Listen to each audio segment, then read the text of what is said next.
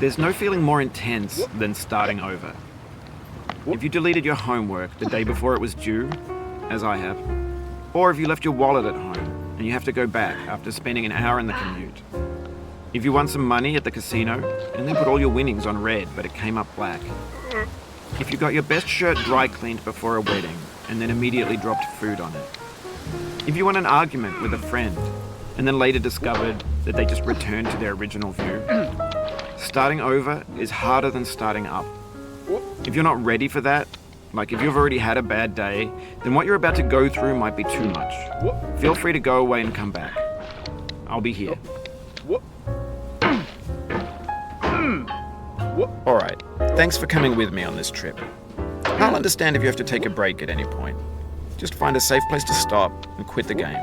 And don't worry, I'll save your progress, always, even your mistakes. This game is a homage to a free game that came out in 2002, titled Sexy Hiking. The author of that game was Jazuo, a mysterious Czech designer who was known at the time as the father of B games. And B games are rough assemblages of found objects. Designers slap them together very quickly and freely, and they're often too rough and unfriendly to gain much of a following. They're built more for the joy of building them than as polished products. In a certain way, Sexy Hiking is the perfect embodiment of a B game. It's built almost entirely out of found and recycled parts, and it's one of the most unusual and unfriendly games of its time. In it, your task is simply to drag yourself up a mountain with a hammer. And that act of climbing, in the digital world or in real life, has certain essential properties that give the game its flavor. No amount of forward progress is guaranteed. Some cliffs are too sheer or too slippery. And the player is constantly, unremittingly in danger of falling and losing everything. Anyway, when you start Sexy Hiking, you're standing next to this dead tree that blocks the way to the entire rest of the game. It might take you an hour to get over that tree, and a lot of people never got past it. You prod and you poke at it, exploring the limits of your reach and your strength, trying to find a way up and over. And there's a sense of truth in that lack of compromise. Most obstacles in video game worlds are fake. You can be completely confident in your ability to get through them once you have the correct method or the correct equipment or just by spending enough time. In that sense, every pixelated obstacle in Sexy Hiking is real.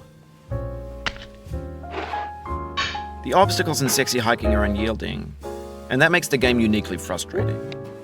But I'm not sure Jazuo intended to make a frustrating game. The frustration is just essential to the act of climbing, and it's authentic to the process of building a game about climbing.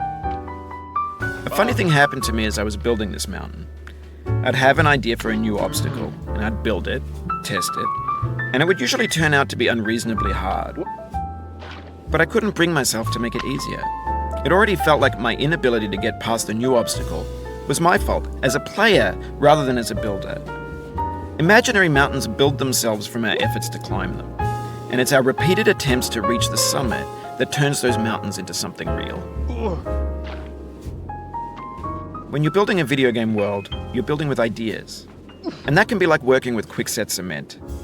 You mold your ideas into a certain shape that can be played with, and in the process of playing with them, they begin to harden and set until they're immutable, like rock.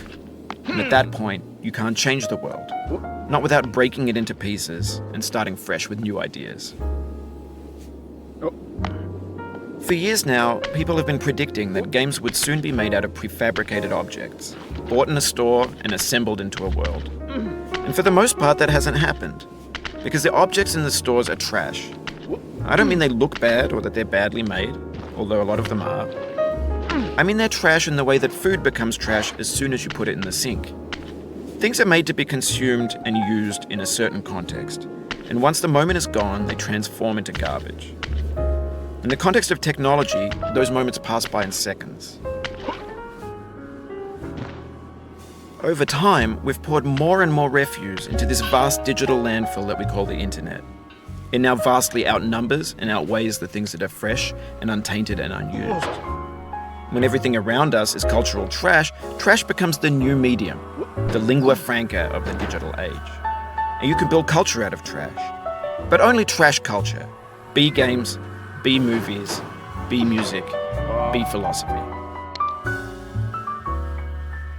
Maybe this is what digital culture is. A monstrous mountain of trash, the ash heap of creativity's fountain. A landfill with everything we ever thought of in it.